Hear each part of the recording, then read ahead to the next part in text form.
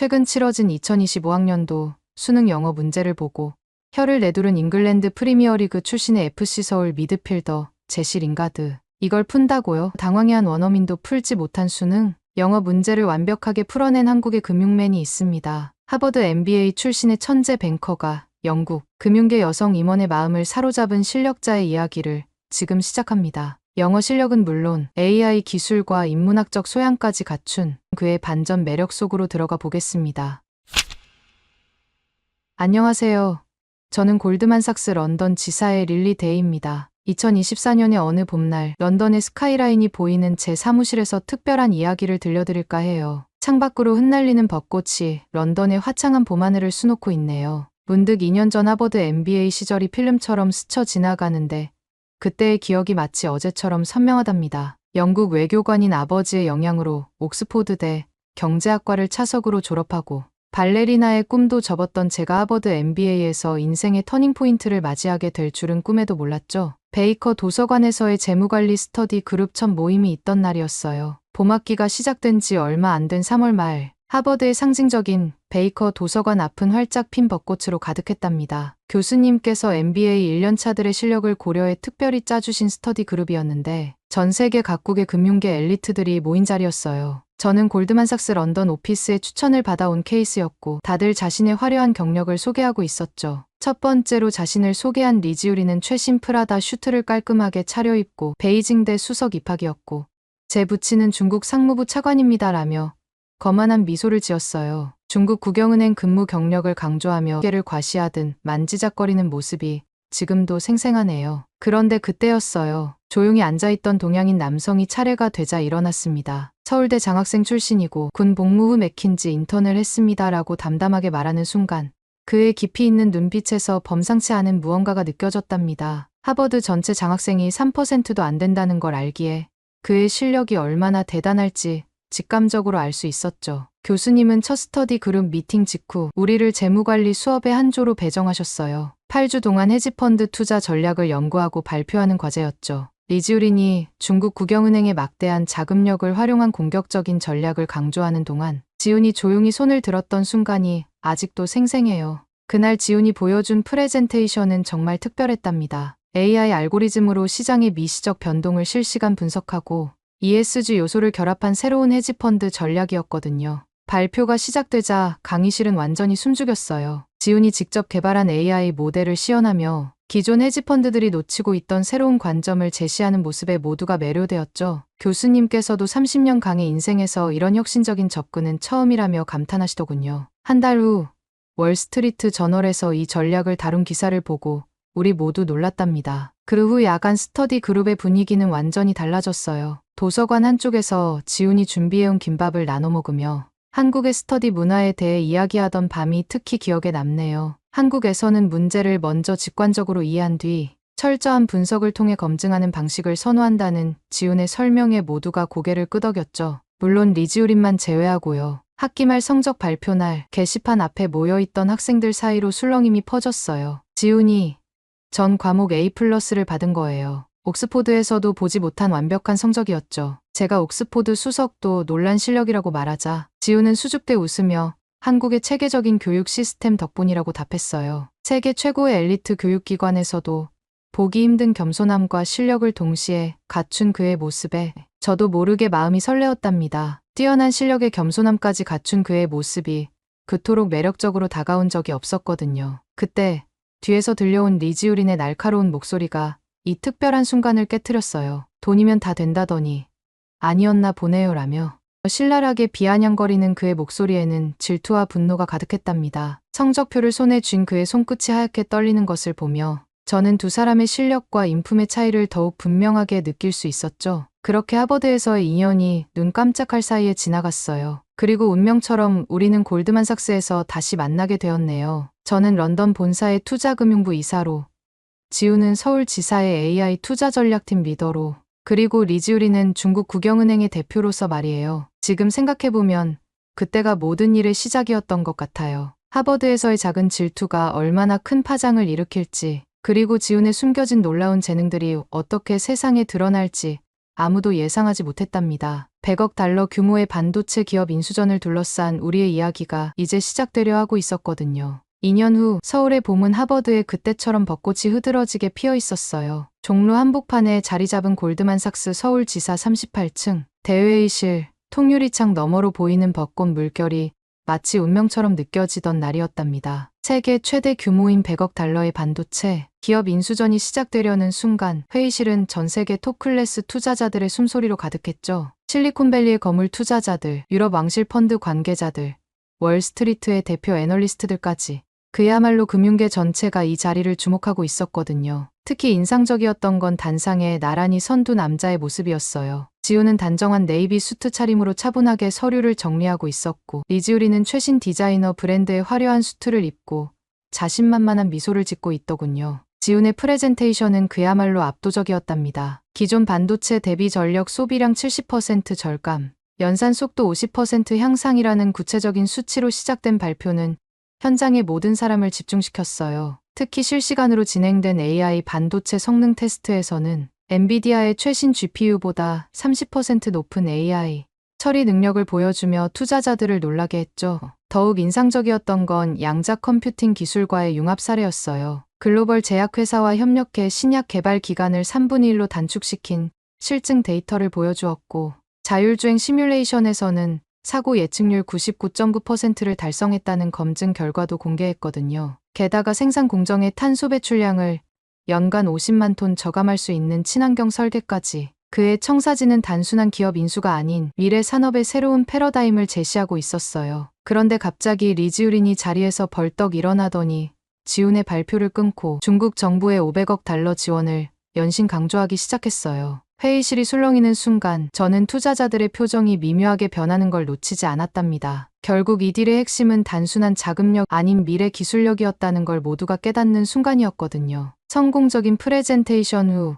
우리는 남산서울타워 근처의 프라이빗 라운지 바로 자리를 옮겼어요. 통유리창 너머로 보이는 서울의 야경이 마치 반짝이는 보석처럼 빛나고 있었죠. 은은한 재즈 음악이 흐르는 고급스러운 공간에서 하버드 동창 세 사람의 재회가 시작되었답니다. 하버드 시절부터 리지우리는 늘 지훈에 대한 열등감이 있었어요. 최상위 성적, 교수님들의 신임, 동기들의 존경까지 모든 면에서 지훈이 그를 앞서 있었거든요. 오늘도 그 묘한 긴장감이 그대로 느껴지더군요. 샴페인을 마시며 긴장된 표정을 감추려 애쓰는 리지우린의 모습이 안쓰럽기도 했어요. 화려한 프라다 수트 차림으로 나타난 리지우린이 먼저 입을 열었어요. 푸동의 새로 산 펜트하우스 자랑을 늘어놓더니 이내 지훈을 향해 날카로운 눈빛을 보내며 이런 기술을 어떻게 개발했는지 캐물었죠. 그의 질문 속에 묻어있는 질투와 조바심이 고스란히 전해졌어요. 반면 지훈은 늘 그랬듯 차분하고 여유로웠죠. 잔잔한 미소를 띄운 채 와인 잔을 돌리며 2년간의 연구 과정과 실리콘밸리 스타트업들과의 협업 경험을 이야기했어요. 그의 목소리에는 진정성이 묻어났고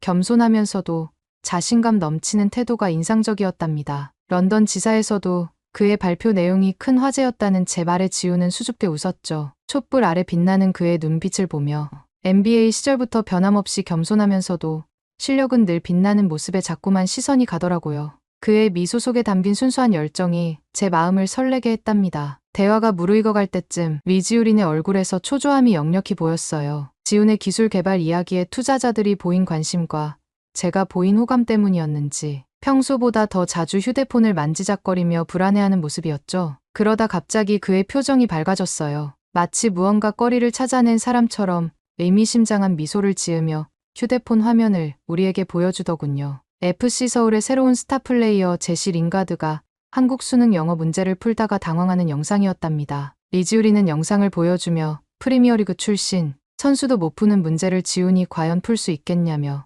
은근히 도발했어요. 그의 목소리에는 지훈의 약점을 드디어 찾아냈다는 듯한 승리감이 묻어 있었죠. 순간 저는 가슴이 철렁했어요. 영국 옥스포드 출신인 제가 봐도 한국의 수능 영어는 정말 난해했거든요. 특히 시중에 떠도는 기출문제들을 보면 원어민들도 헷갈릴 만한 지문과 함정이 많았답니다. 그런데 지훈의 반응은 우리의 예상을 완전히 뒤엎었어요. 영상 속 링가드가 읽었던 그 문장.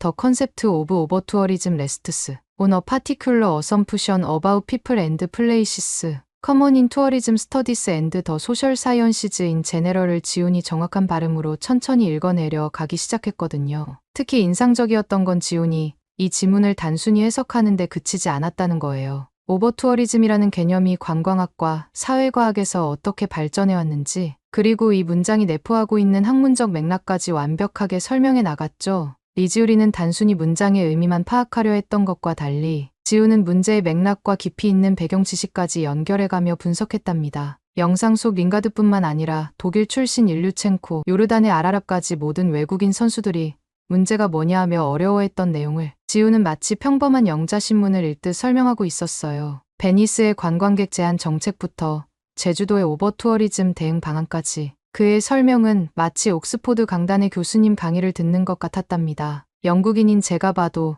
이건 단순한 영어 실력의 차이가 아니었어요. 논리적 사고력, 깊이 있는 이해력, 그리고 복잡한 개념을 명쾌하게 설명하는 능력까지 한국의 교육 시스템이 만들어낸 종합적인 실력이 빛나는 순간이었죠. 문득 하버드 시절이 떠올랐어요. 당시에도 지우는 늘 이렇게 탁월한 분석력으로 교수님들을 감탄시켰었거든요. 라운지의 은은한 조명 아래 지훈의 차분한 목소리로 듣는 영어 해설을 들으며 저는 또 한 번 그의 매력에 빠져들고 말았답니다. 이런 종합적인 사고력과 분석력, 그리고 깊이 있는 통찰력이야말로 한국인들이 글로벌 무대에서 주목받는 진정한 이유라는 생각이 들더군요. 그렇게 영어 실력 대결이 끝나고 우리는 다시 100억 달러 반도체 인수전의 최종 결정을 기다리고 있었어요. 이사회 회의실로 돌아왔을 때 공기는 팽팽한 긴장감으로 가득했답니다. 골드만삭스의 글로벌 심사역들과 주요 투자자들이 지켜보는 가운데 이사회 의장이 봉투를 열었어요. 순간 회의실이 숨죽였죠. 의장은 차분한 목소리로 지훈의 팀이 만장일치로 선정되었다고 발표했어요. AI 기술력과 ESG 경영 비전이 결정적이었다는 평가였답니다. 리지우린의 얼굴이 순간 일그러졌어요. 500억 달러의 자금 지원을 약속했던 그였지만 결국 미래 기술에 대한 비전과 실현 가능성에서 지훈의 팀을 이기지 못했던 거죠. 그는 자리에서 벌떡 일어나 회의실을 박차고 나가버렸어요. 그의 뒷모습을 보며 제 마음이 묘하게 복잡해졌답니다. 하버드 시절부터 지훈에게 늘 졌던 그였죠. 어제 저녁 식사 자리에서도 링가드도 못 푼 수능 영어를 지훈이 완벽하게 풀어내는 걸 보며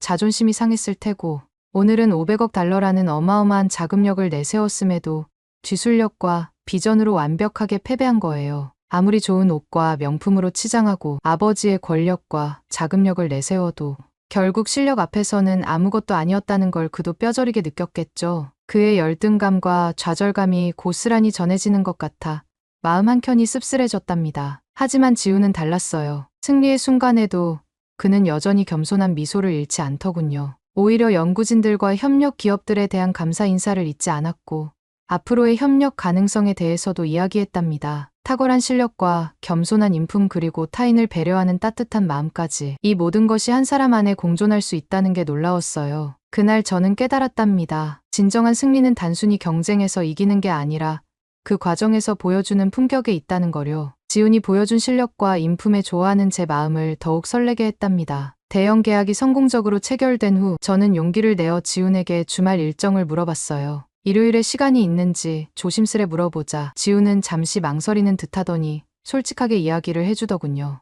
매주 일요일 아침마다 서울 외곽의 한 고아원에서 아이들과 축구를 한다는 거였어요. 외국인이 오면 아이들이 굉장히 좋아할 것 같다며 수줍게 웃으며 건넨 그의 제안에 제 심장이 또 한 번 쿵했답니다. 그렇게 일요일 아침 우리는 고아원을 찾았어요. 그곳에서 저는 전혀 다른 지훈의 모습을 보게 되었죠. 평소에 완벽한 수트 차림 대신 편안한 나이키 트레이닝복을 입은 채 아이들과 신나게 축구를 하고 있는 모습이었거든요. 제가 알던 시티뱅커의 모습은 온데간데 없고 순수한 열정만으로 가득한 그의 미소가 더없이 매력적으로 보였답니다. 운동장 한켠에서 그들의 모습을 지켜보는데 특히 한 아이가 눈에 띄었어요. 왼쪽 다리를 절면서도 열심히 공을 쫓는 12살 민호였죠. 교통사고로 부모님을 잃고 다리까지 다친 아이라고 했는데 경기 내내 포기하지 않고 뛰어다니는 모습에서 놀라운 의지가 느껴졌어요. 특히 감동적이었던 건 아이들이 자연스럽게 민호의 속도에 맞춰주고 그를 배려하며 패스를 주고받는 모습이었답니다. 분명 지훈이 오랜 시간 이 아이들과 함께하며 만들어낸 작은 기적이겠죠. 2시간의 열정적인 경기가 끝나고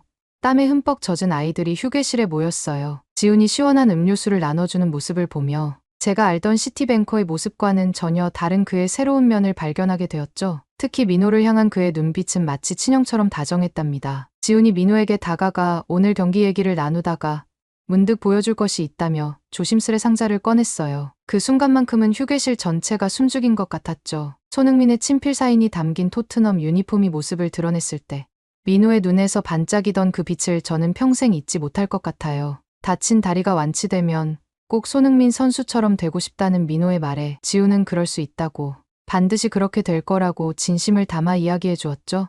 그때였어요. 휴게실 문이 열리며 누군가 들어왔는데 뜻밖에도 리지우린이었어요. 매달 정기적으로 후원을 하고 있다며 후원금을 전달하러 왔다고 했지만 그의 눈빛은 지훈을 향해 있었죠. 화려한 캐시미어 코트 차림의 리지우린과 편안한 트레이닝복 차림의 지훈이 대조되는 모습이 인상적이었어요. 리지우린의 표정에서는 복잡한 감정이 읽혔답니다. 수백만 달러의 후원금으로도 살 수 없는 무언가를 지훈이 가지고 있다는 걸 그도 알고 있는 듯했어요. 돈으로는 살 수 없는 진정성과 따뜻함, 그의 눈빛에서 질투와 앙심, 그리고 어딘가 모를 부러움이 복잡하게 뒤섞여 있었죠. 그날 저는 더욱 놀라운 사실들을 알게 되었답니다. 고아원을 나온 후 저는 우연히 SNS에서 지훈의 또 다른 면모를 발견하게 되었어요. 서울시향의 공식 계정에 올라온 영상 속에는 비올라를 연주하는 지훈의 모습이 담겨 있었죠. 주말 특별 공연에서 차이코프스키의 호두까기 인형을 연주하는 모습이 너무나 우아하고 세련되어 보였답니다. 호기심에 검색을 해보니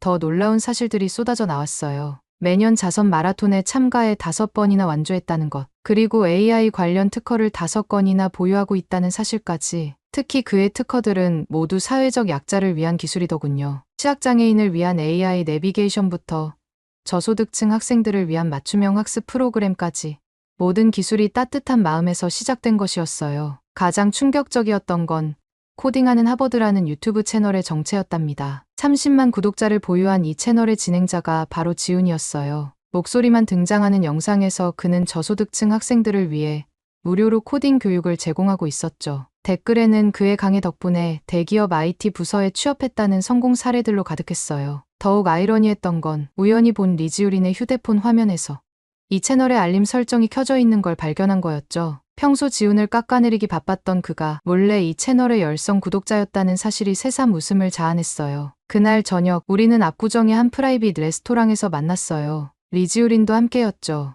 와인을 마시며 이야기를 나누는데 제가 영국에 있을 때를 떠올렸답니다. 옥스포드 동기들은 대부분 한 분야만 파고들었거든요. 투자은행 출신이라면 금융만, 음악가라면 음악만 하는 시기였죠. 하지만 지훈은 달랐어요. 주중에는 탁월한 금융맨으로, 주말에는 비올라 연주자로, 새벽에는 코딩 강사로, 게다가 자선 마라톤까지 완주하고 AI 특허도 보유하고 있다니 영국인의 시각에서는 도저히 이해할 수 없는 다재다능함이었답니다. 용기를 내어 물었어요. 어떻게 이 모든 일을 해낼 수 있는지, 그리고 왜 이런 놀라운 재능들을 모두에게 숨겼는지 말이에요. 리지우린도 평소의 거만한 태도는 잠시 내려놓은 채 호기심 어린 눈빛으로 지훈을 바라보더군요. 특히 인상 깊었던 건 이런 다재다능함이 한국 교육의 특징이라는 점이었어요. 어린 시절부터 여러 분야를 균형 있게 공부하고 다양한 활동을 장려하는 문화까지 영국의 전문화된 교육과는 완전히 다른 접근이었죠. 그래서일까요?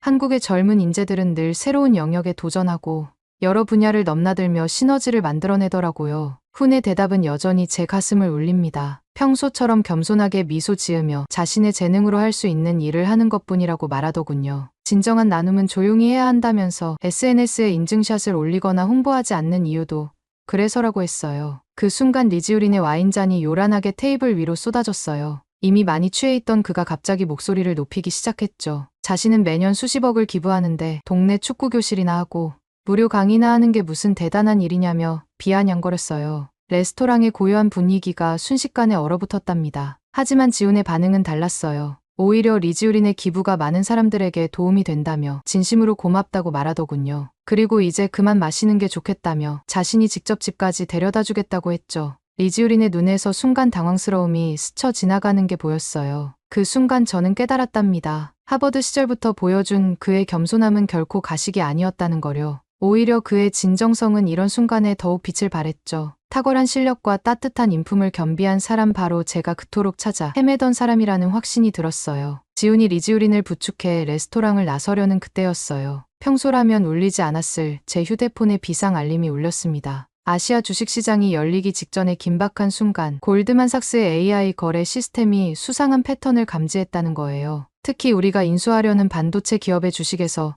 대규모 매수세가 감지됐다는 경고였죠. 주말 저녁이었지만 월요일 아시아 시장 개장을 앞두고 이런 이상 신호가 포착된 건 분명 심상치 않은 일이었어요. 더구나 지난주 우리가 성사시킨 100억 달러 규모의 인수 계약과 관련된 거래라니 순간 등줄기가 서늘해졌답니다. 리지우린의 흐린 눈빛이 순간 날카롭게 변하는 것을 본 것 같았지만 어쩌면 제 착각이었을지도 모르겠네요. 그때만 해도 저는 몰랐죠. 이 단순한 경고 하나가 우리를 얼마나 충격적인 상황으로 이끌게 될지는. 월요일 아침 8시 골드만삭스 서울 지사의 트레이딩룸은 심상치 않은 긴장감으로 가득했어요. 평소 같으면 여유롭게 모닝커피를 마시며 시작할 시간이지만 이날만큼은 달랐답니다. 주말 저녁에 포착된 AI 시스템의 경고가 현실이 되어 나타난 거예요. 특히 우리가 인수하려던 반도체 기업의 주가가 장 시작 전부터 심상치 않은 움직임을 보이고 있었어요. 아시아장이 열리기 직전 홍콩과 상하이 거래소의 사전거래 동향이 심각한 수준이었죠. 모든 트레이더들의 눈이 대형 스크린의 빨간 숫자들을 좇고 있었답니다. 그런데 그때였어요. 갑자기 울리기 시작한 지훈의 AI 시스템 경고음이 트레이딩룸을 가득 채웠죠. 대형 스크린에 붉은색 경고창이 번쩍이더니 충격적인 거래 내역들이 실시간으로 흘러나오기 시작했답니다. 처음엔 홍콩의 작은 투자회사를 통한 수상한 매수 주문이었어요. 그런데 AI가 이 거래를 추적하자 마치 도미노처럼 숨겨진 증거들이 쏟아져 나왔죠. 상하이의 페이퍼 컴퍼니, 마카오의 위장 계좌, 싱가포르의 가짜 외국인 투자자까지 모든 흔적이 하나로 연결되며 거대한 주가 조작의 그림이 완성되어 갔어요. 거래 흔적들을 추적할수록 우리의 의심은 점점 커져갔어요. 단순한 실수나 우연으로 보기에는 너무나 정교한 범죄였죠. 지훈과 저는 밤을 새워가며 AI가 포착한 데이터를 분석했답니다. 처음에는 홍콩의 스타라이트 인베스트먼트라는 작은 투자회사였어요. 이 회사가 매일 장 마감 10분 전에 정확히 10만 주씩 매수 주문을 넣었다는 게 수상했죠. 이 회사를 파고들수록 더 큰 그림이 보이기 시작했어요. 상하이의 라이징 선 캐피탈, 마카오의 골든 브릿지 펀드, 싱가포르의 피닉스 인베스트먼트 모두 같은 패턴으로 움직이고 있었죠. 그리고 이 회사들의 등기부등본을 조사하던 중 충격적인 사실을 발견했어요. 모든 회사의 이사진 중에는 리지우린의 하버드 동창들이 포함되어 있었답니다. 즉시 최고 보안 등급의 내부 조사팀이 꾸려졌어요. 20명의 애널리스트들이 24시간 교대로 투자 보고서를 분석하기 시작했죠. 지난 6개월간의 보고서에서 드러난 숫자들은 충격적이었어요. 분기별 실적이 평균 37% 부풀려져 있었고 부채 비율은 45% 축소 보고되어 있었죠. 특히 R&D 투자 금액이 실제보다 8천만 달러나 과대 계상되어 있었답니다. 케이맨 제도의 블루 오션 트러스트 계좌에서 발견된 3억 5천만 달러의 비자금의 규모는 더욱 충격적이었어요. 그때였습니다. 이 거액의 출처를 추적하던 그때 한 통의 이메일이 도착했어요. 발신인을 확인한 순간 제 손이 떨렸답니다. 6년간 리지우린의 그림자처럼 곁을 지켰던 수석비서 닉맨 씨였어요. 메일에는 평소 꼼꼼하기로 유명했던 그녀다운 철저한 증거 자료들이 첨부되어 있었죠.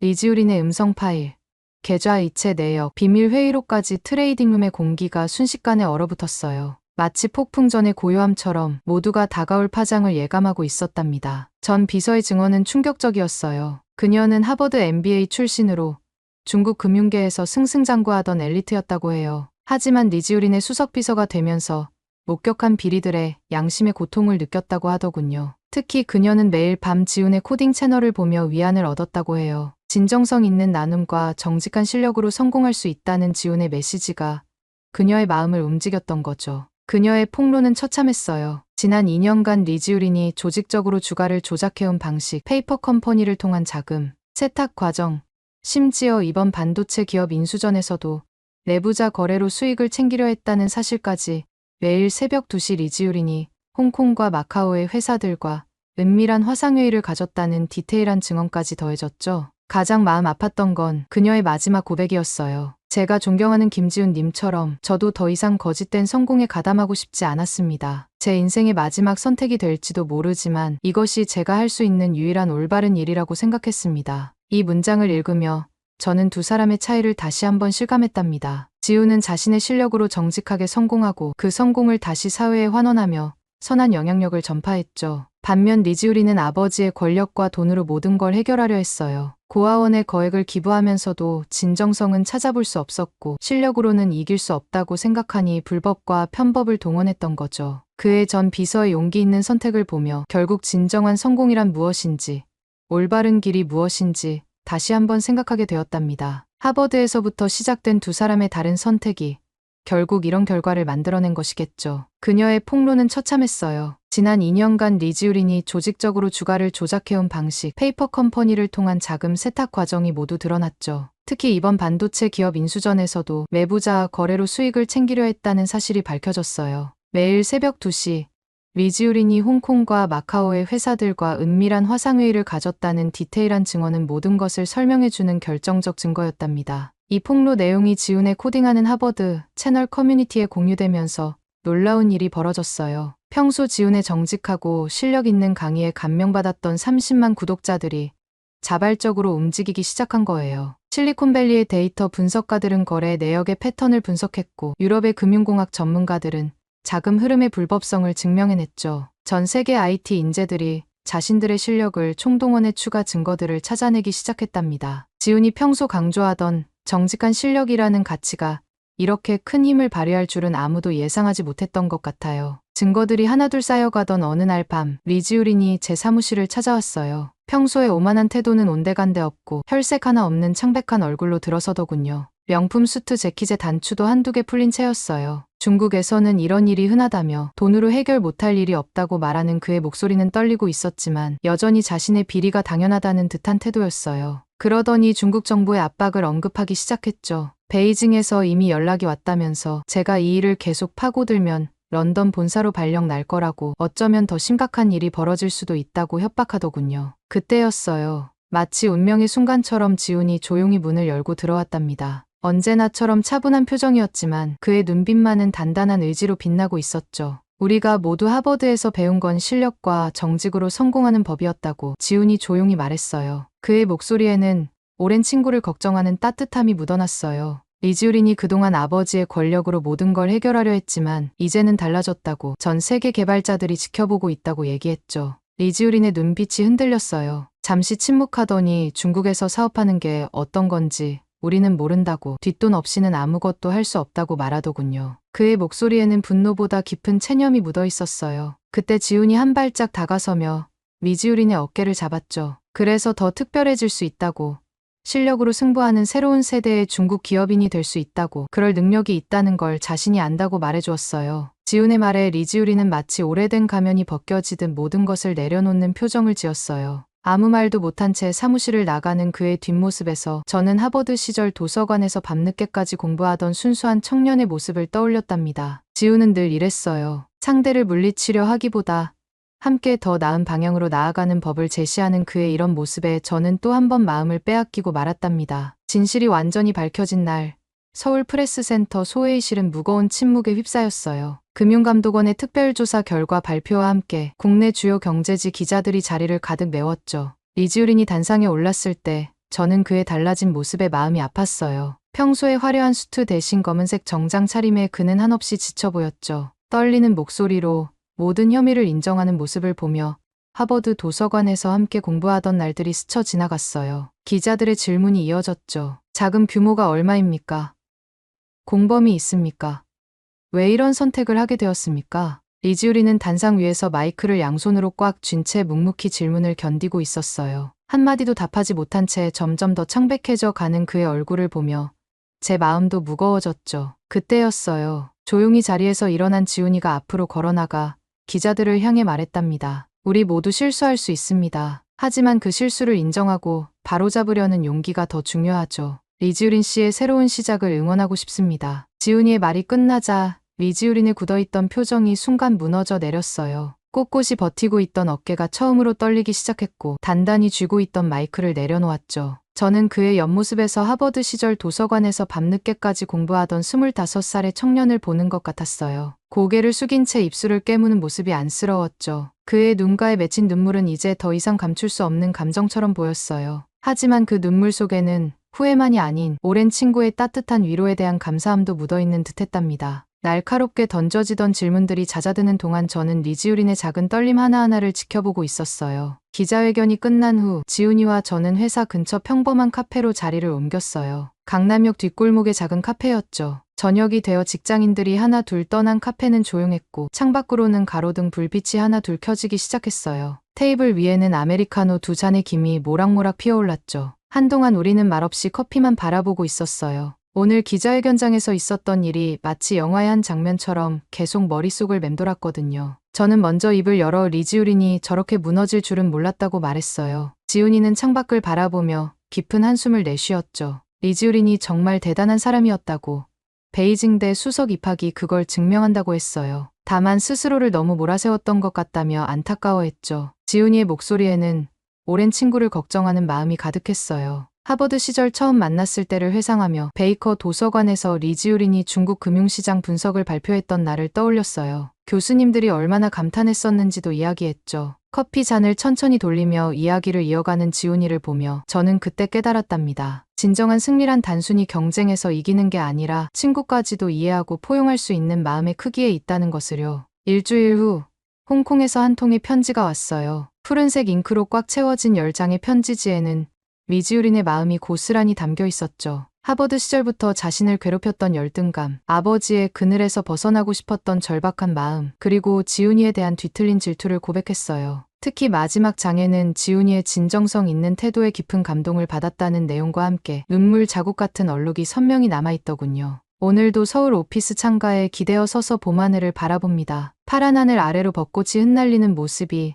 마치 그날의 눈물처럼 아름답네요. 지훈이는 여전히 매주 일요일이면 고아원을 찾고 밤에는 코딩 강의를 올리며 전 세계 청년들에게 희망과 용기를 전하고 있어요. 다음 달이면 저와 지훈이의 결혼식이에요. 영국 옥스포드 출신인 제가 한국 남자와 결혼한다고 했을 때 런던의 부모님은 의아해하셨죠. 하지만 저는 알고 있었어요. 세계 최고의 교육기관에서도 보기 힘든 겸손함과 실력을 겸비한 사람, 화려한 스펙 뒤에 숨기고 있는 따뜻한 마음, 그리고 무엇보다 정직과 실력으로 세상을 바꾸려는 진정성까지, 이런 매력을 가진 사람은 한국에서만 만날 수 있다는 거요. 이제는 제가 왜 지훈이를 선택했는지 모두가 이해하시겠죠. 하버드, 골드만삭스, 최첨단 AI 기술까지 화려한 이력 속에서도 초심을 잃지 않고 매주 고아원을 찾는 따뜻한 마음. 그가 가진 겸손함과 실력이 좋아야말로 오늘날 세계를 이끄는 한국의 저력이 아닐까요? 이것이 제가 들려드리고 싶었던 이야기의 끝이에요. 하지만 우리의 진짜 이야기, 아니 어쩌면 한국이 세계에 보여줄 진정한 가치의 이야기는 이제 막 시작되었답니다. 오늘 사연은 여기까지입니다. 어떻게 들으셨나요? 오늘 사연이 재미있으셨다면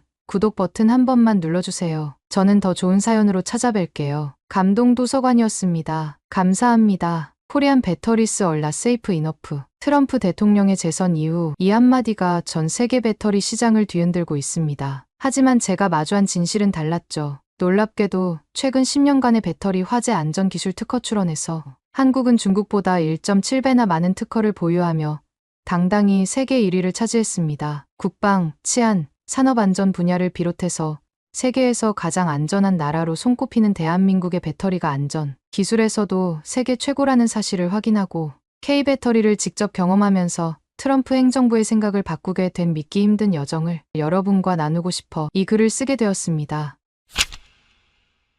안녕하세요.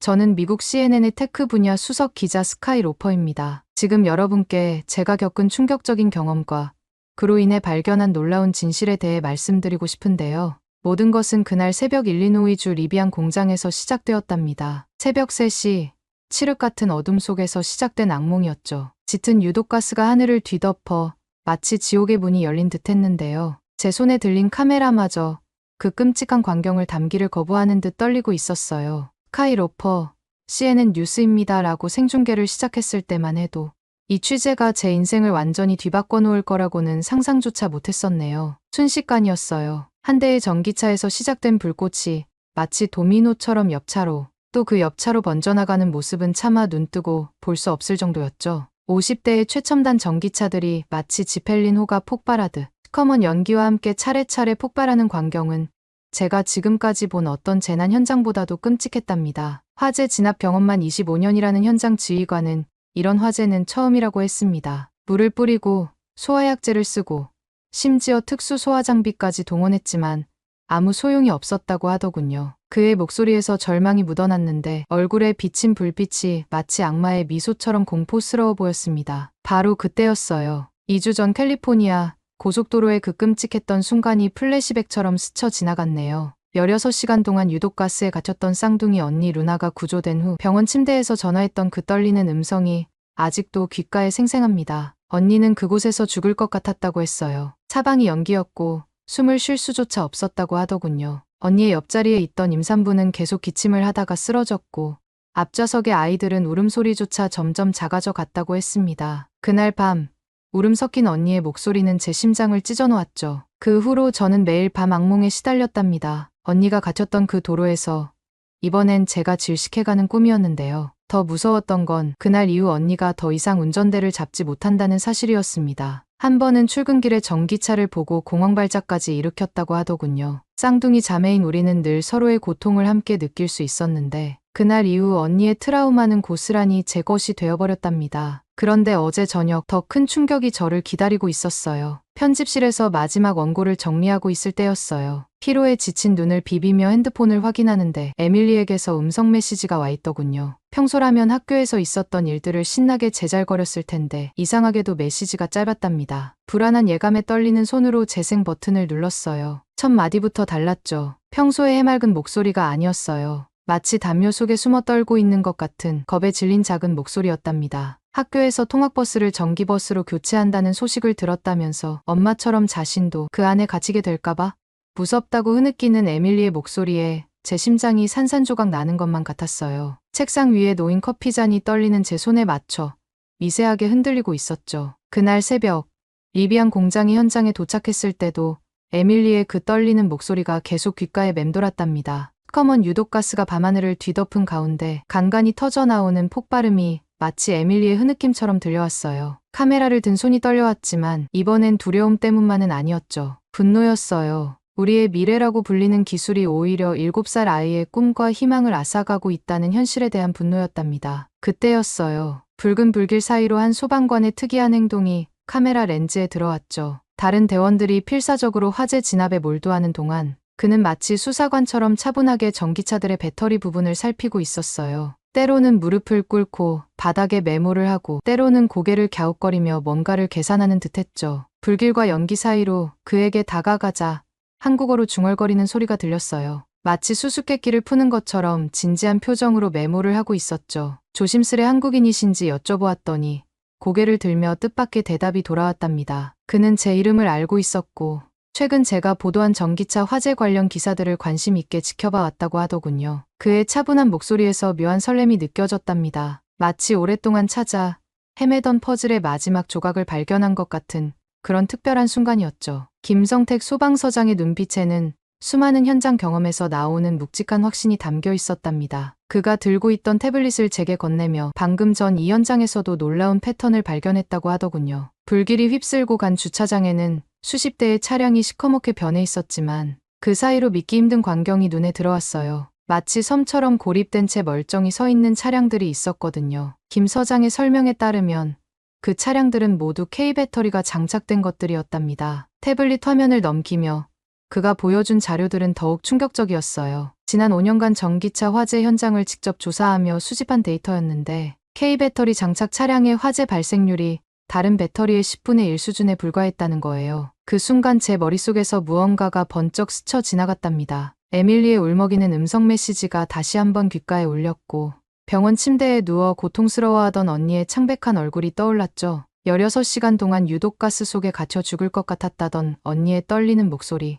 그리고 그 기억의 트라우마로 전기차만 보면 공황발작을 일으키는 현실. 하지만 지금 제 앞에 놓인 이 데이터는 새로운 희망을 보여주고 있었어요. 마치 어둠 속에서 한 줄기 빛을 발견한 것처럼 가슴 한켠이 따뜻하게 데워지는 걸 느꼈답니다. 혹시 이것이 언니와 에밀리에게 안전한 미래를 돌려줄 수 있는 해답이 되지 않을까 하는 생각이 스치면서 제 심장이 빠르게 뛰기 시작했죠. 그때였습니다. 문득 휴대폰의 날카로운 진동음이 고요한 새벽 공기를 가르며 울렸어요. 마치 불길한 예감이라도 든 듯 제 심장이 한 박자 빠르게 뛰었답니다. 화면에 떠오른 존 밀러, 치프 에디터라는 이름을 확인하는 순간 제 얼굴의 모든 근육이 굳어버렸죠. 평소 같았다면 즉각 받았을 전화였지만 이상하게도 제 손가락이 쉽게 움직이질 않더군요. 아마도 그는 이미 알고 있었을 거예요. 제가 리비안 공장 현장에서 찍은 영상이 SNS를 통해 폭발적으로 퍼져나가고 있었고 특히 김 서장의 K배터리 데이터 분석 장면은 이미 수만 건의 리트윗을 기록하고 있었으니까요. 떨리는 손으로 통화 버튼을 누르자 편집장의 목소리가 마치 얼음장 밑에서 울리는 것처럼 차갑게 들려왔답니다. 15년간 함께 일해온 그의 목소리를 이렇게 날카롭게 들어본 적은 처음이었어요. 평소에 부드러운 어조는 온데간데 없고 마치 얼음 조각을 깎아 만든 것 같은 차가운 말들이 제 귓가를 때렸죠. 트럼프의 재선이 확실시되는 이 민감한 시기에 K배터리를 옹호하는 듯한 보도는 CNN 위태롭게 할 수 있다는 게 그의 요지였어요. 그의 목소리에 실린 긴장감이 전화기를 타고 고스란히 전해져 왔답니다. 하지만 그 순간 이상하게도 제 안에서 강인한 무언가가 솟아오르는 걸 느꼈어요. 에밀리의 떨리는 목소리, 언니의 트라우마, 그리고 지금 이 순간에도 수많은 사람들의 안전을 위협하는 현실. 이 모든 것들이 제 안에서 단단한 확신으로 변해가고 있었거든요. 제 입에서 나온 대답은 놀라울 정도로 단단했어요. 마치 다른 사람의 목소리를 듣는 것처럼 낯설 정도였죠. 평소라면 상사의 의견 앞에서 주저했을 테지만 이번만큼은 달랐답니다. 시청자들의 생명과 안전이 걸린 문제 앞에서는 정치적 이해관계 같은 건 중요하지 않다고.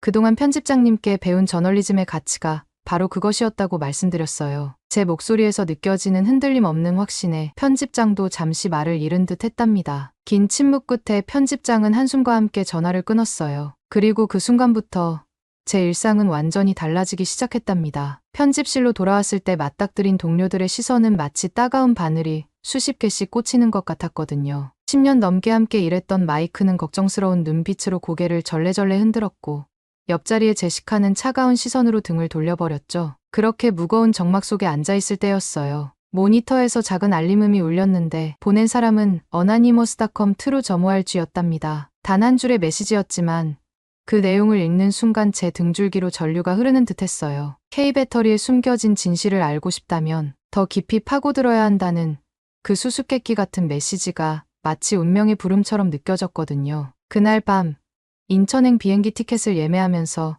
제 손가락이 키보드 위에서 떨리고 있었어요. 노트북 화면에는 한국 배터리 3사의 특허 출원 통계가 떠 있었는데 그 숫자들이 마치 저를 부르는 것만 같았죠. 창밖으로는 마침 붉은 태양이 떠오르고 있었는데 그 모습이 마치 제 앞에 놓인 새로운 도전을 암시하는 것처럼 느껴졌답니다. 비행기에 오르기 전 마지막으로 에밀리의 음성 메시지를 다시 한번 들었어요. 이제는 그 떨리는 목소리가 더 이상 절망으로 들리지 않았죠. 오히려 이 위험한 선택을 밀어주는 힘이 되어주고 있었거든요. 창밖으로 구름을 뚫고 떠오르는 태양을 바라보며 에밀리에게 조용히 약속했답니다. 이모가 꼭 진실을 밝혀내고 내가 다시는 두려워하지 않아도 되는 세상을 만들어줄 거라고요. 비행기가 이륙하면서 느껴지는 진동이 마치 제 심장의 떨림과 함께 울리는 것만 같았어요. 그렇게 저는 알 수 없는 진실을 향한 긴 여정의 첫 페이지를 조용히 넘기고 있었답니다. 13시간의 긴 비행 끝에 인천공항에 발을 내딛는 순간 마치 다른 세계에 들어선 것 같은 느낌이 들었어요. 시차 때문에 멍한 머리로 공항을 빠져나왔는데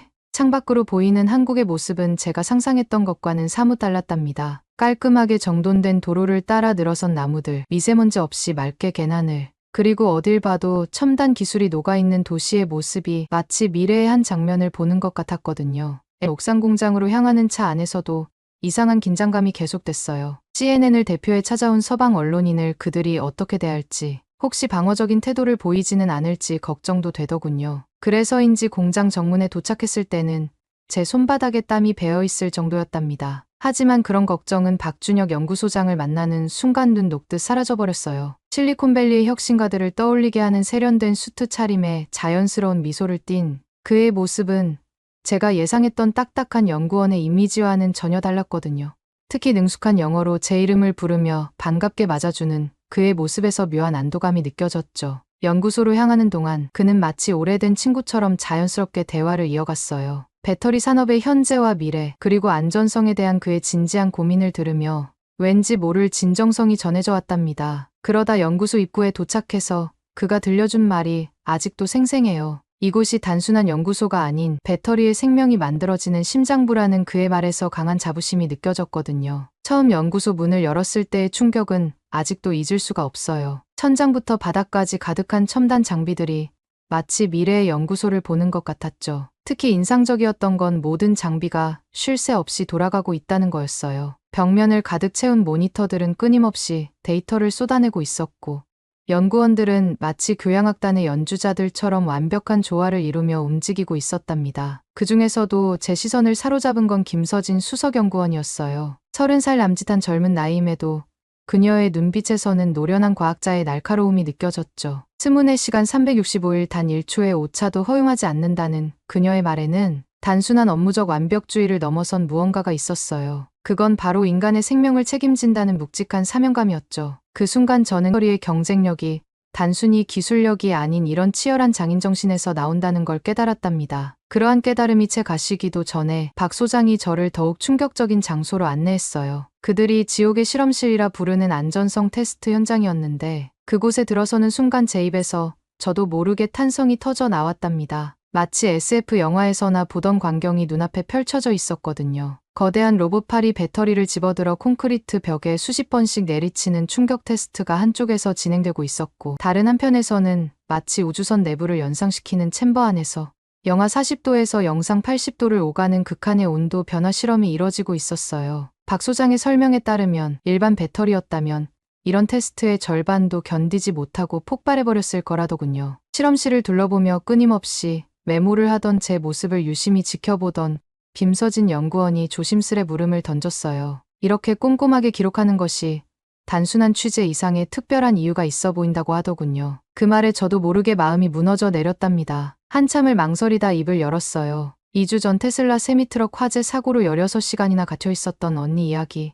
그 후로 전기차만 보면 공황 발작을 일으키는 언니를 지켜봐야 했던 제 마음. 그리고 엄마의 트라우마 때문에 학교 통학버스마저 무서워하게 된 조카 에밀리의 이야기를 털어놓았죠. 그러자 김 연구원의 표정이 순식간에 진지해졌어요. 잠시 말을 잇지 못하던 그녀는 자신의 휴대폰을 꺼내 조카의 사진을 보여주었답니다. 7살 난 조카가 제 에밀리와 똑같은 나이더군요. 혹시라도 자신의 조카가 전기버스를 무서워하게 될까봐 매일 밤 이곳에서 실험을 거듭하고 있다는 말에 가슴 한켠이 먹먹해졌어요. 로퍼 씨, 저희에게 이건 단순한 실험이 아닙니다라는 그녀의 목소리에는 깊은 사명감이 묻어 있었죠. 이런 비극이 다시는 일어나지 않게 하는 것. 그것이 바로 자신들의 사명이라고 말하는 그녀의 진심 어린 눈빛에 저도 모르게 눈시울이 붉어졌답니다. 하지만 그런 감동적인 순간도 잠시 제 휴대폰이 요란하게 울리기 시작했어요. CATL의 쭈낭 본부장이 긴급 화상회의를 요청해온 거였죠. 화면 속 그의 얼굴은 평소와 달리 상당히 초조해 보였는데 자신들의 연구소도 보여주겠다며 서둘러 카메라를 돌리더군요. 하지만 그의 의도와는 달리 오히려 한국 시설과의 차이가 더욱 선명하게 드러났답니다. 게다가 그 직후 도착한 쇼타니의 이메일은 마치 협박장을 읽는 것 같았어요. 제 보도가 외교 문제로 비화될 수 있다는 경고와 함께 한국 기업의 기술력을 의심하는 내용이 가득했죠. 하지만 이상하게도 그들의 필사적인 방해 시도가 오히려 제가 진실에 가까워지고 있다는 확신을 주는 것만 같았답니다. 그때 박준혁 소장이 의미심장한 미소를 지으며 저를 다른 곳으로 안내했어요. 극한의 주행 테스트 트랙이었죠. 말로만 듣던 K배터리의 안전성을 직접 체험해보라는 제안이었는데 순간 망설여지더군요. 하지만 에밀리의 얼굴이 떠올랐고 이 순간이 제가 진실을 확인할 수 있는 기회라는 생각이 들었답니다. 테스트 차량에 올라탔을 때는 솔직히 무서웠어요. 200km/h의 속도에서 급제동을 하고 90도에 가까운 경사를 오르내리는 동안 제 심장은 거의 멈출 것만 같았죠. 하지만 차량은 믿기 힘들 만큼 안정적이었어요. 마치 평지를 달리듯 부드럽게 움직였고 급제동 시에도 배터리에서는 어떠한 이상 징후도 감지되지 않았답니다. 박 소장의 말이 가슴에 깊이 박혔어요. 이건 단순한 배터리가 아닌 생명을 지키는 방패라는 거였죠. 그 말을 들으며 에밀리가 무서워하던 모습이 떠올라 눈물이 고였어요. 이제는 그 아이에게 자신있게 말해줄 수 있을 것 같았거든요. 더 이상 전기버스를 무서워하지 않아도 된다고요. 해가 저물어갈 무렵 연구소를 나서는 길에 야간 근무를 시작하는 연구원들과 마주쳤어요. 밤 10시가 넘은 시간이었지만 그들의 표정에서는 피곤함을 찾아볼 수 없었죠. 오히려 새로운 실험을 앞둔 기대감으로 가득해 보였답니다. 김서진 연구원의 말처럼 누군가의 생명을 지키는 일에 시간이란 건 의미가 없나 봐요. 밤하늘을 수놓은 연구소의 불빛들을 바라보며 노트북을 열었어요. 오늘 하루 동안 본 것들은 제가 상상했던 것보다 훨씬 더 놀라웠답니다. 단순한 기술이 아닌 인간의 생명과 안전을 최우선으로 여기는 진정한 혁신을 목격했거든요. 이제야 진짜 이야기를 시작할 수 있을 것 같았죠. 화면 위로 떠오르는 글자들이 마치 새로운 희망처럼 반짝이는 것을 보며 저는 확신할 수 있었어요. K배터리는 세상을 바꿀 수 있다고. 그리고 저는 그 변화의 순간을 직접 목격하고 있다고 말이에요. 한국에서 돌아온 후 처음 일주일은 마치 꿈 같았어요. 옥상 공장에서 보고 느낀 모든 것들을 기사로 담아내는 일에 깊이 몰두해 있었거든요. 그런데 그날 아침 CNN 뉴스룸이 마치 지진이라도 난 것처럼 흔들렸답니다. 대형 스크린에는 순간 숨이 멎을 것 같은 문구가 번쩍였어요. 도널드 트럼프 윈스 2024 프레지덴셜 일렉션. 그 순간 제 심장이 덜컥 내려앉았죠. 모든 것이 슬로우 모션처럼 느리게 흘러가는 것만 같았어요. 동료들의 술렁이는 목소리, 긴장된 발걸음 소리, 그리고 숨막히는 정막이 교차하던 그 순간을 아직도 생생히 기억합니다. 주식시장 전광판은 더욱 충격적이었어요. 한국 배터리 기업들의 주가가 마치 절벽에서 떨어지듯 곤두박질치고 있었죠. 빨간색 숫자들이 마치 피를 흘리는 것처럼 보였고, 아시아 시장이 직격탄을 맞았다는 뉴스가 마치 장례식 종소리처럼 연이어 흘러나왔답니다. 그런데 더 큰 충격은 그때부터였어요. 제가 지난 며칠간 심혈을 기울여 쓴 K배터리 관련 기사들의 댓글창이 순식간에 전쟁터로 변해버렸거든요. 코리안 프로파간다 비난이 마치 복사에 붙인 것처럼 수백 개씩 달리기 시작했는데 댓글의 패턴이 너무나 비슷해서 뭔가 이상했죠. 누군가가 조직적으로 공격하고 있다는 걸 직감적으로 알 수 있었답니다. 그때만 해도 이 모든 것이 시작에 불과하다는 걸 몰랐어요. 평화로운 것만 같던 그 다음 날 아침 일상을 완전히 뒤흔드는 전화가 걸려왔거든요. 사무실 창가에 기대어 서서 따뜻한 모닝커피를 마시며 새로운 기사의 개요를 구상하고 있었죠. 햇살이 유난히 눈부신 아침이었는데 갑자기 울리는 전화벨 소리에 커피잔이 살짝 흔들렸어요. 수화기 너머로 들려온 언니의 목소리는 제가 태어나서 처음 듣는 것 같은 절망감으로 가득했답니다. 로퍼 에밀리가 그 말만으로도 충분했어요. 온몸에 피가 싸늘하게 식어버리는 것을 느꼈고 손에 들고 있던 커피잔이 바닥으로 떨어져 산산조각이 나버렸죠. 그 깨지는 소리가 마치 제 심장이 부서지는 소리처럼 들렸답니다. 떨리는 손으로 겨우 전화를 붙잡은 채 언니의 이야기를 들었어요. 에밀리의 학교 통학버스에서 화재가 발생했다는 순간 제 머릿속에서 모든 것이 새하얗게 변했답니다. 최근에 도입된 중국산 배터리를 탑재한 전기버스였는데 순식간에 연기가 차 안을 가득 메웠다는 언니의 떨리는 목소리가 마치 2주 전 그날처럼 들리더군요. 그 순간 언니의 비명소리가 귓가에 생생하게 울렸어요. 16시간 동안 유독 가스에 갇혀있던 그날의 악몽이 눈앞에서 빙글빙글 돌기 시작했죠. 언니가 겪었던 그 지옥 같은 시간이 이번엔 7살 에밀리에게 숨이 턱 막혀왔고 온몸이 얼음장처럼 차가워지는 게 느껴졌답니다. 다리에 힘이 풀려 의자에 주저앉으며 창밖으로 보이는 평화로운 도시 풍경이 마치 비현실적인 영화의 한 장면처럼 느껴졌어요. 전화기를 쥔 손이 마치 겨울 나뭇가지처럼 부들부들 떨렸고 심장은 마구 뛰는데 이상하게도 온몸에 피가 얼어붙는 것만 같았죠. 결국 참았던 눈물이 볼을 타고 흘러내리기 시작했답니다. 하지만 운명은 때로 우리에게 놀라운 반전을 선물하나 봐요. 기적처럼, 아니 어쩌면 기적이 아닌 필연이었을지도 모르겠네요.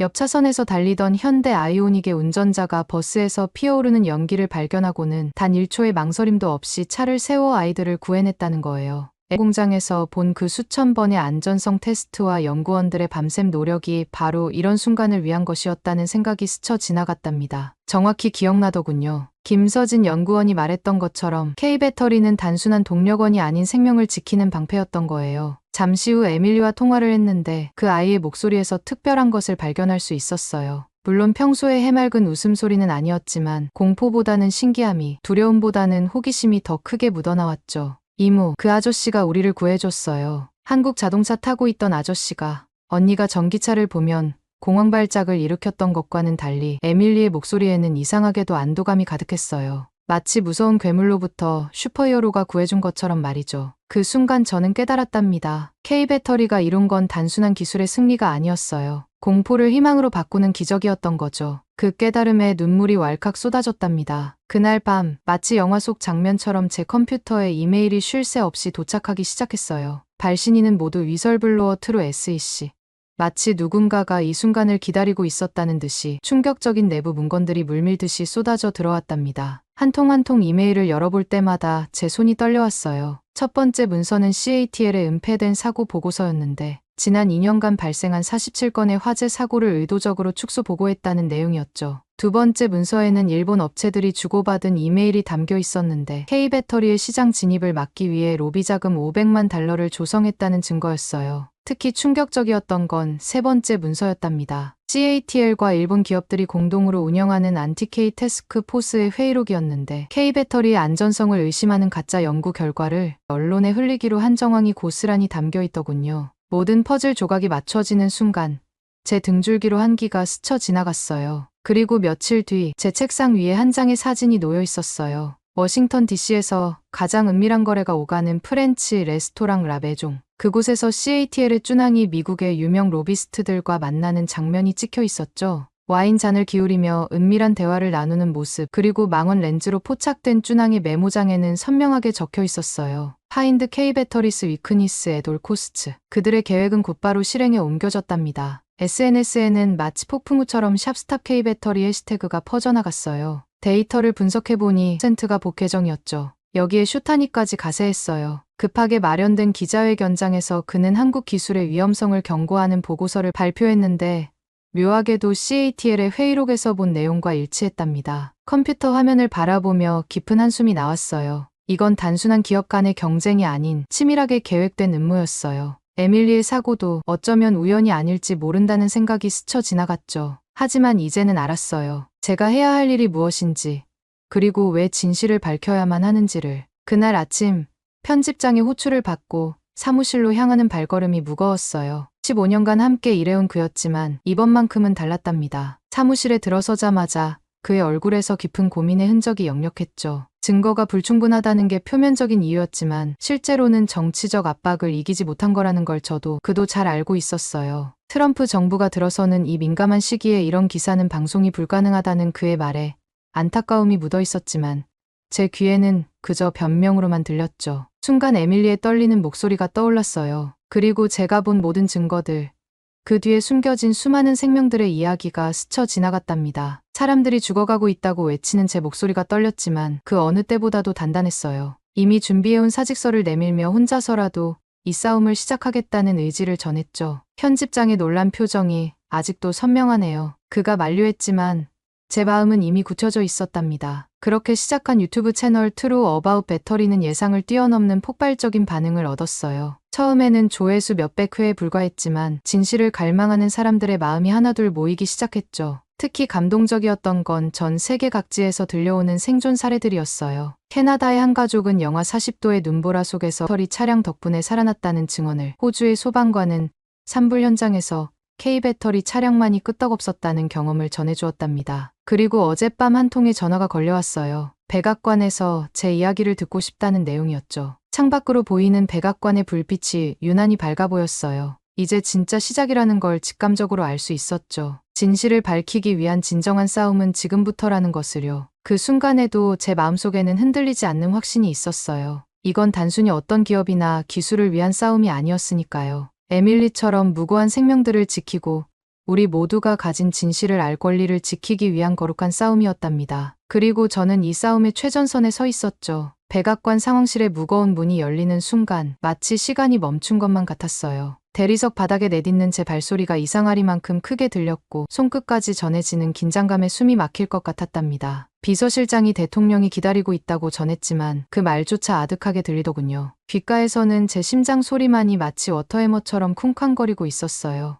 회의실 안으로 들어서자 차가운 공기가 온몸을 감쌌죠. 트럼프 행정부의 핵심 관료들이 마치 배심원단처럼 둥근 테이블에 앉아 있었는데 그들의 날카로운 시선이 마치 레이저처럼 저를 향해 꽂히는 게 느껴졌어요. 경제수석의 차가운 눈빛, 국가안보보좌관의 의심 가득한 표정, 에너지부 장관의 굳은 인맥까지. 그 긴장감은 마치 실체가 있는 것처럼 공기를 무겁게 만들었답니다. 떨리는 손으로 노트북을 펼치며 깊게 숨을 들이쉬었어요. 차가운 키보드를 만지는 손끝에서 미세한 진동이 느껴졌죠. 화면에 떠오른 더 트루 캐나 비 히든이라는 제목이 마치 오랜 친구처럼 제게 용기를 주는 것만 같았어요. 이건 정치가 아닌 생명의 문제라는 설명을 시작하려던 그때였답니다. 갑자기 상황실의 대형 스크린에 빨간색 긴급 속보가 번쩍였어요. LA 지하 주차장에서 대형 화재가 발생했다는 소식이었죠. 실시간 중계화면 속에서는 끔찍한 광경이 펼쳐지고 있었어요. 127대의 전기차가 마치 도미노처럼 차례차례 불길에 휩싸이고 있었고 시커먼 연기가 뱀처럼 주차장을 가득 채우고 있었죠. 현장 소방관의 목소리에서는 절망감이 묻어났는데 그는 이 광경이 마치 지옥과도 같다고 전하고 있었답니다. 하지만 그때였어요. 그 아수라장 같은 현장 속에서 마치 기적처럼, 아니 기적이라고 하기엔 너무나 과학적인 광경이 펼쳐지기 시작했거든요. 마치 보이지 않는 벽이라도 있는 것처럼 한 구역만이 불길을 비켜가고 있었답니다. 불길 속에서도 마치 오아시스처럼 선명하게 보이는 그곳에는 K배터리를 장착한 20대의 차량이 고요히 서 있었어요. 주변의 차들이 하나둘 폭발하는 와중에도 그 구역만큼은 마치 다른 세계인 것처럼 평화로웠답니다. 실시간 중계 카메라가 그 놀라운 광경을 비추는 순간 현장에 있던 차주들이 흥분된 목소리로 달려와 증언하기 시작했어요. 자신의 차가 K배터리 덕분에 무사하다는 차주들의 떨리는 목소리가 생방송을 타고 전해질 때 상황실의 모든 시선이 화면에 고정되었죠. 수백만 시청자들이 지켜보는 가운데 우리가 그토록 주장해왔던 K배터리의 안전성이 가장 극적인 방식으로 입증되는 순간이었답니다. 마치 무거운 돌덩이가 던져진 것처럼 회의실 안의 공기가 순식간에 변했어요. 그동안 가장 강경한 입장을 보였던 경제수석이 믿을 수 없다는 듯 중얼거렸죠. 이게 사실이라면 그의 말이 채 끝나기도 전에 제가 그동안 준비해온 6개월간의 비교 실험 데이터를 스크린에 띄웠어요. 차트와 그래프가 스크린을 가득 채우는 동안 SNS에서는 샵K 배터리 세이브드 해시태그가 폭발적으로 퍼져나가기 시작했답니다. 하지만 진실이 드러나는 순간에도 마지막 발버둥은 있었어요. CATL의 쭈낭이 워싱턴 DC에서 긴급 기자회견을 연 거였죠. 그런데 뭔가 달랐어요. 평소에 당당하던 그의 목소리는 온데간데 없고 마치 짐승이 도망갈 궁리를 하듯 계속해서 시선을 피하더군요. 결국 그의 말끝은 흐려지고 말았답니다. 더 놀라운 반전은 그 다음이었어요. 쭈낭을 지원하기 위해 자리에서 일어난 쇼타니의 입에서 엉뚱한 주장이 쏟아져 나왔을 때 누군가가 갑자기 회의장 뒷문을 열고 들어왔답니다. CATL의 전직 연구소장이었죠. 그는 떨리는 목소리로 더 이상 진실을 숨길 수 없다며 K배터리를 음해하기 위해 조작했던 모든 자료와 로비 과정을 하나하나 털어놓기 시작했어요. 특히 충격적이었던 건 CATL이 자사 배터리의 화재 사고를 은폐하기 위해 조직적으로 움직였다는 증언이었죠. 심지어 오늘 LA 주차장 화재 역시 우연이 아닌 계획된 사고였다는 사실까지 밝혀냈어요. 하지만 그들의 계획과 달리 K배터리의 안전성이 오히려 더 극적으로 입증되어 버린 아이러니한 상황이 벌어진 거였답니다. 쭈낭의 얼굴이 창백하게 변해갔고 쇼타니는 자리에서 일어나 항의하려 했지만 이미 진실의 물꼬는 터져버렸어요. 전직 연구소장의 증언은 제가 그동안 모아온 모든 증거와 정확히 일치했거든요. 그의 떨리는 목소리에서 오랫동안 양심의 가책으로 고통받아왔다는 것이 고스란히 느껴졌답니다. 그 직후 상황실의 긴장된 공기를 가르며 대통령의 집무실로 안내되었어요. 넓은 창문으로 비치는 석양이 방 안을 붉게 물들이고 있었는데 그 빛 속에서 대통령이 저를 바라보고 있었죠. 진실을 말해달라는 그의 요청에 저는 한치의 망설임도 없이 대답했답니다. 이건 미국을 위한, 아니 인류를 위한 선택이 될 거라고요. 제 목소리에는 지난 몇 달간의 모든 경험이 묻어 있었을 거예요. 그의 눈빛이 흔들렸고 잠시 무거운 침묵이 흘렀죠. 그러다 뜻밖의 말이 나왔어요. 미국에게는 가장 안전한 배터리가 필요할지도 모른다는 거였죠. 그 순간 창밖으로 보이는 석양이 더욱 선명하게 빛나는 것 같았답니다. 대통령의 결정이 내려진 지 일주일, 아침 햇살 속에 에밀리의 학교 앞에 서서 곧 달라질 미래를 그려보았어요. 머지않아 이 노란색 스쿨버스들도 파워드 바이 K배터리라는 글씨를 은은하게 빛내게 될 거라고 생각하니 가슴이 벅차올랐죠. 에밀리가 해맑게 손을 흔들며 버스에 오르는 모습을 지켜보면서 이제는 안전한 등하굣길이 될 거란 확신이 들었답니다. 제 차의 번호판을 새로 받아들었을 때였어요. K배터리 세이브드 마이 패밀리라는 문구를 새기면서 이게 단순한 기술 혁신이 아닌 우리 모두의 생명을 지키는 이야기였다는 걸 다시 한번 깨달았거든요. 진실을 찾아가는 길은 때로는 외롭고 두려웠지만 그 끝에는 항상 더 밝은 희망이 기다리고 있었답니다. 마치 그날 백악관 집무실의 석양처럼 말이에요. 오늘 사연은 여기까지입니다. 어떻게 들으셨나요? 오늘 사연이 재미있으셨다면 구독 버튼 한 번만 눌러주세요. 저는 더 좋은 사연으로 찾아뵐게요. 감동도서관이었습니다. 감사합니다.